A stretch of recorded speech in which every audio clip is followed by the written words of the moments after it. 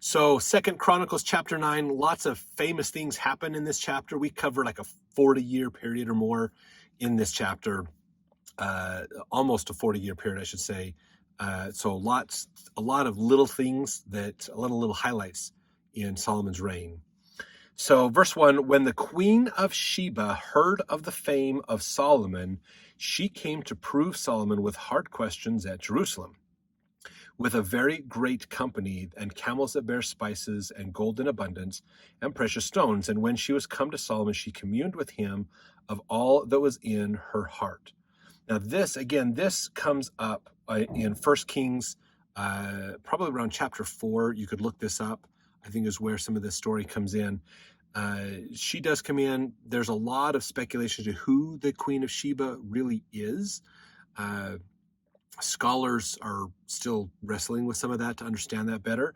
So if you look that up in 1 Kings chapter 4, go look up that video. There's some more information that we have on that. But she comes to, she's heard the fame of Solomon and comes to question him and really see, is this guy really does he live up to these legends that are being told about him? Verse 2, and Solomon told her all her questions, and there was nothing hid from Solomon which he told her not. And when the queen of Sheba had seen the wisdom of Solomon in the house that he had built, and the meat of his table, and the sitting of his servants, and the attendance of his ministers, and their apparel, his cupbearers also, and their apparel, and his ascent by which he went up into the house of the Lord, there was no more spirit in her.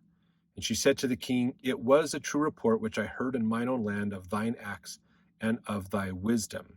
So saying, yep, you totally are the man that everybody claims you are. These aren't false tales of just some crazy big fish story that just keeps getting bigger every time somebody tells it. You are the real deal. And verse 6, howbeit I believed not their words until I came, and mine eyes had seen it. And behold, the one half of the greatness of thy wisdom, it was not told me, for thou exceedest the fame that I heard. Happy are thy men, and happy are these thy servants, which stand continually before thee and hear thy wisdom. Blessed be the Lord thy God, which delighted in thee to set thee on his throne, to be king for the Lord thy God, because thy God loved Israel, to establish them forever. Therefore made he thee king over them, to do judgment and justice. And she gave the king 120 talents of gold, and of spices great abundance, and precious stones. Neither was there any such spice as the queen of Sheba gave King Solomon. So this is her experience here. She came into town hearing amazing stories about this great king. She meets him, talks with him, and she's like, man, the stories don't do you justice. You are amazing at your knowledge and your depth and understanding. She brings really precious things to give him, which is very common. You bring a gift. If you think about it, if you're from another kingdom and you want to come to this kingdom, the only two reasons you're coming is political. You want to make partnerships and work together, which means gifts, ease that in, make that easier, or you're coming to war. So coming bearing gifts helps you to be seen as a partner, as a friend, rather than a foe. So let's see, verse 10, and the servants also of Huram and the servants of Solomon, which brought gold from Ophir, brought algum trees and precious stones.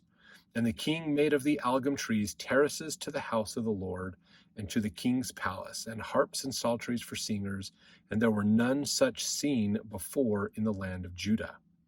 And King Solomon gave to the queen of Sheba all her desire, whatsoever she asked, beside that which she had brought unto the king. So she turned and went away to her own land, she and her servants. So even she received gifts as she left the area. Verse 13, now the weight of gold that came to Solomon in 1 year was 666 talents of gold. That is, I believe, thousands of pounds of gold that he received. It's quite a bit. Beside that which chapmen and merchants brought, and all the kings of Arabia and governors of the country brought gold and silver to Solomon. And King Solomon made 200 targets of beaten gold. 600 shekels of beaten gold went to one target, and 300 shields made he of beaten gold. 300 shekels of gold went to one shield, and the king put them in the house of the forest of Lebanon.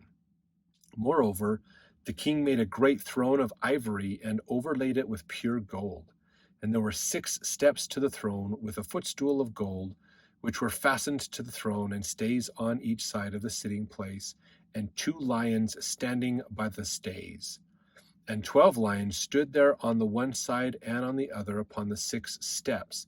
There was not the like made in any kingdom. So this is a heck of a place to meet Solomon, with these gold lions and these steps you had to go up to get to him, and an ivory throne that was overlaid with gold. I mean, just, this is opulent. This is amazing stuff that he had. Verse 20, and all the drinking vessels of King Solomon were of gold, and all the vessels of the house of the forest of Lebanon were of pure gold, and none were of silver. It was not anything accounted in the days of Solomon. So he loved gold. He preferred gold over silver, and they did everything with gold. Drinking out of gold cups, basically, the drinking vessels were of gold. So thankfully, drinking, whenever you drink, you're going to get a little bit of whatever the cup is made out of in your drink, and you're going to drink that down. So small amounts of gold isn't necessarily bad as far as the health concerns go, which is good. Definitely different than like pewter or mercury or things. Verse 21, for the king's ships went to Tarshish with the servants of Hiram every 3 years. Once came the ships of Tarshish, bringing gold and silver, ivory and apes and peacocks. And King Solomon passed all the kings of the earth in riches and wisdom. And all the kings of the earth sought the presence of Solomon to hear his wisdom that God had put in his heart. And they brought every man his present, vessels of silver, vessels of gold, and raiment, harness and spices, horses and mules, a rate year by year.